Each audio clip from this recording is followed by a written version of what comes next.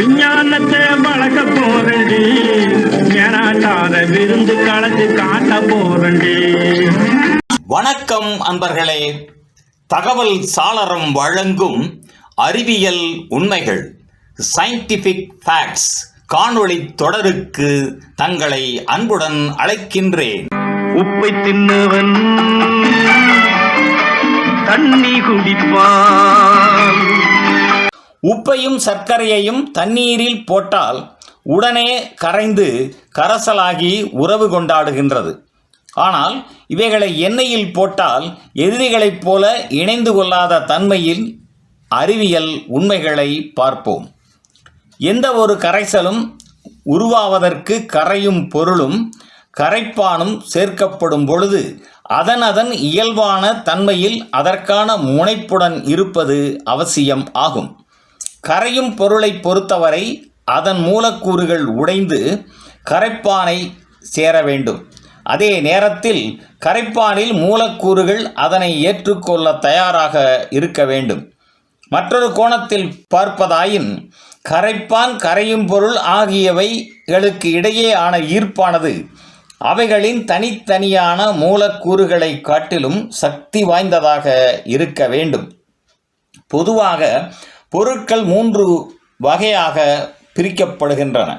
முதல் வகையானது பாசிட்டிவ் மற்றும் நெகட்டிவ் முனைகளினால் மூலக்கூறுகளை கொண்ட தண்ணீர், ஹைட்ரோகுளோரிக் அமிலம் முதலியவை ஆகும்.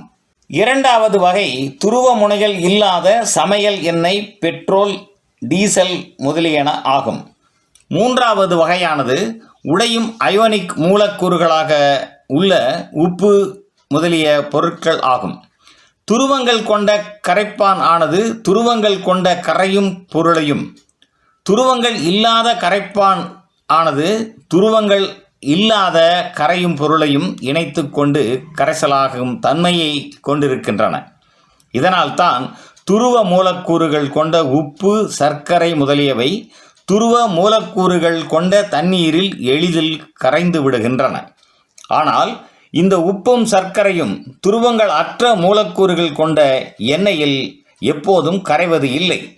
மேலும் தண்ணீரும் எண்ணெயும் மூலக்கூறுகளில் மாறுபட்டிருப்பதால் ஒன்றை ஒன்று விரும்பாத பொருளாகவே இருக்கின்றன.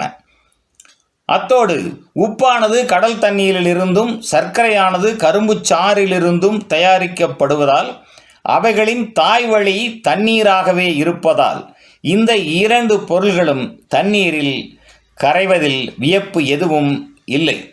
இதைப் போலத்தான் பாராஃபின் மெழுகானது பெட்ரோலில் எளிதில் கரைகின்றது. ஆனால் தண்ணீரில் அது கரையாது. தண்ணீரும் சமையல் எண்ணெயும் திரவம் என்பதிலும் இரண்டையும் நாம் உணவாக உட்கொள்கிறோம் என்பதை தவிர இவைகள் இரண்டிற்கும் இடையே எவ்வித ஒற்றுமையும் இல்லை. நன்று நண்பர்களே. தகவல் சாளரம் வழங்கும் அறிவியல் உண்மைகள் தொடரின் பெரிதொரு காணொளியில் மீண்டும் சந்திப்போம். நன்றி, வணக்கம்.